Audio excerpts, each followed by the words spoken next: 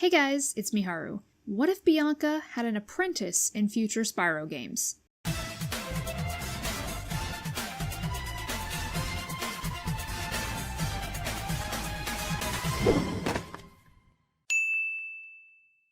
So, to give credit where credit is due, this idea was proposed by Stripe-on-Tail over on my Discord. He asked, what do you think of the idea of Bianca getting her own apprentice, like how she was for the sorceress?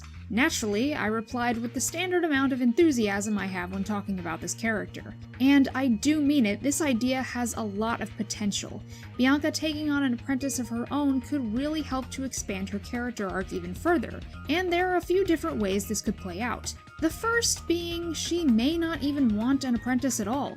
Bianca, by the end of Spyro 3, and even in her appearances in the series afterward, is still quite inexperienced with her magic.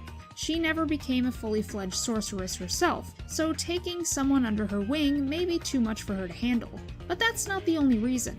This may be more of a headcanon than anything else, but I believe that the sorceress not only trained Bianca, but raised her as well.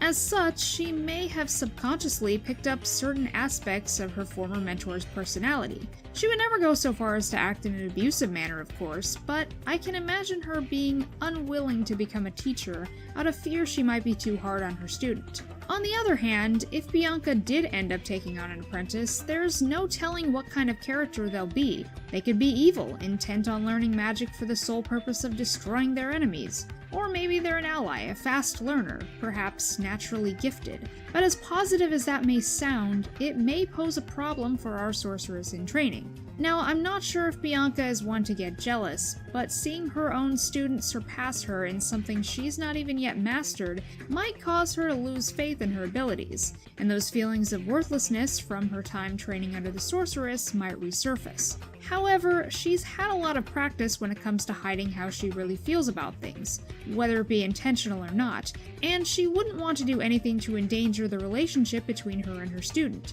She wants to be someone they can look up to, the complete opposite to her own experience. The final idea, and probably the most interesting, would be for Elora to become Bianca's apprentice. I've talked a bit about what I think Elora's role could be in future installments, and though I still believe her place is looking after Avalar and its inhabitants, I'm sure most fans would agree she needs to be a little more active.